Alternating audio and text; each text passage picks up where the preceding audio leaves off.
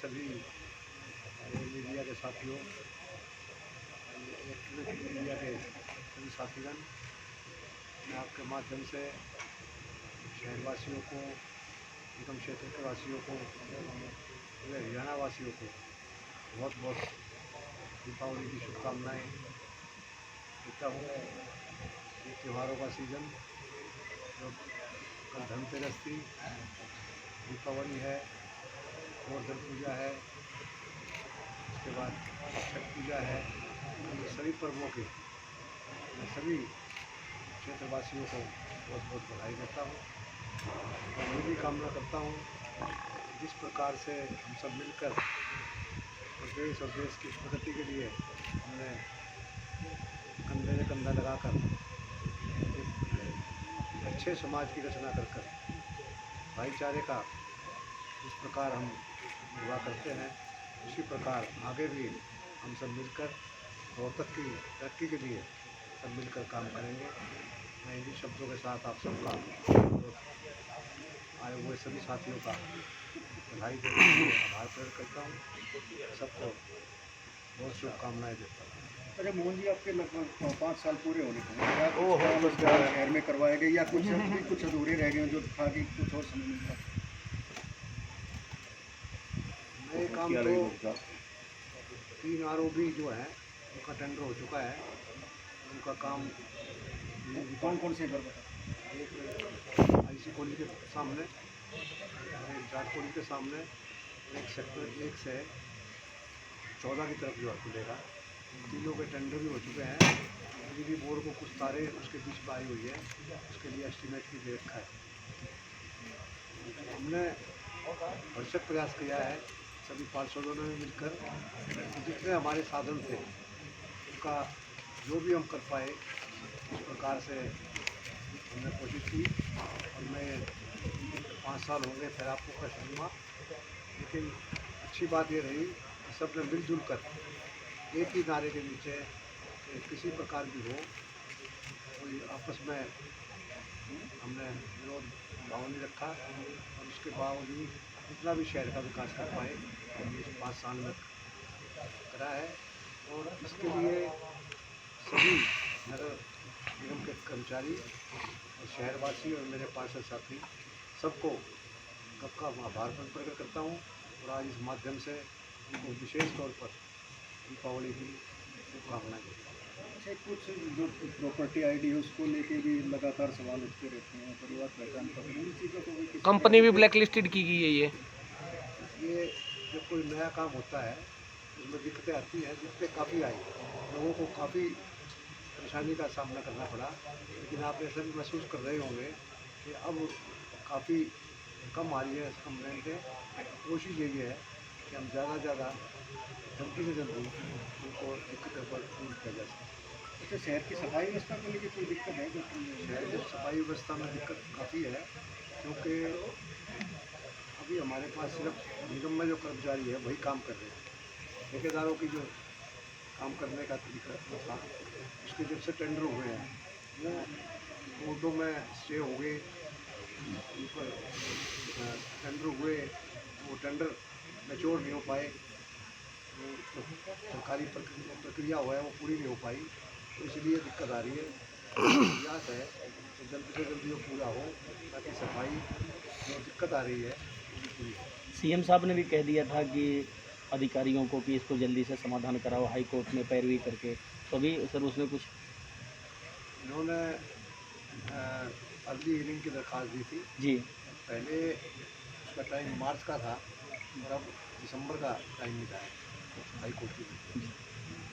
ये पिछले एक हफ्ते में एक मॉडल टाउन का क्षेत्र है और एक सर्कुलर रोड की रातों रात सड़कें बन रही हैं। सड़क बन रही है, 10 कदम आगे चलो तो पिछले 10 कदम वाली टूट रही है। इसके बारे में क्या घटिया सामग्री यूज़ की हुई सर है ही नहीं, तारकोल ही नहीं है, सिर्फ बजरी बिछा रहेंगे।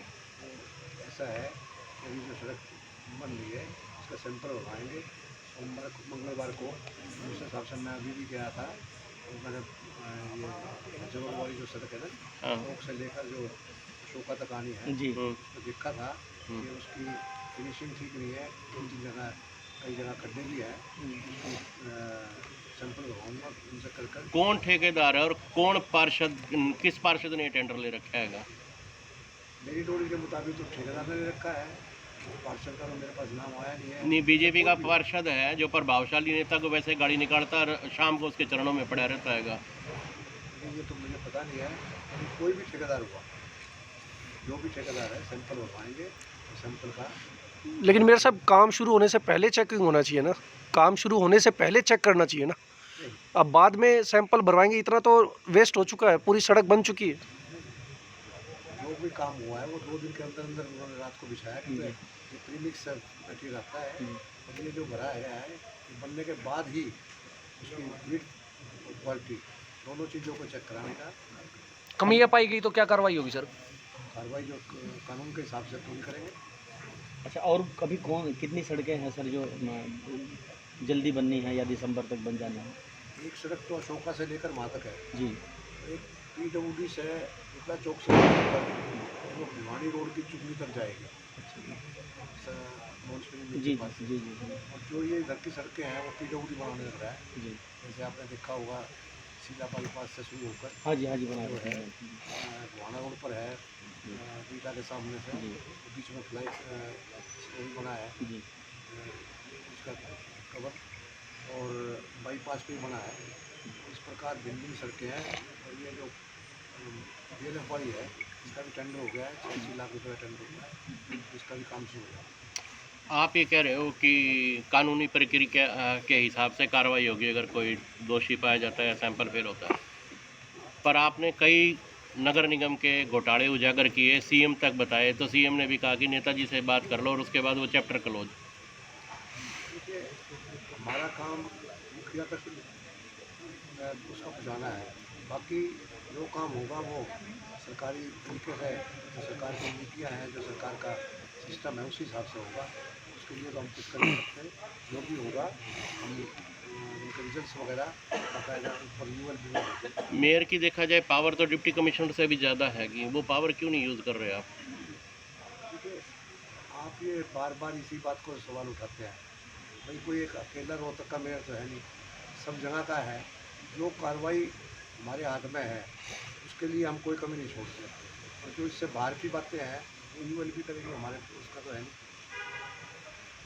अगर मोहन जी चुनाव लड़ोगे क्या चुनाव? इससे पहले तो मैं एक बात बता दूँ, पिछले 5 साल में लगभग CSR से मैंने लोगों से लेकर 5 करोड़ रुपया का सम्मान और पार्कों में निर्माण, बाथरूम का निर्माण वो कराया। मैं उन सभी CSR कंपनियों का भी आभार प्रकट करता हूँ आपके माध्यम से, जिन्होंने मेरे कहने से लिया, और उसके लिए जरूरी जनता को लाभ होगा।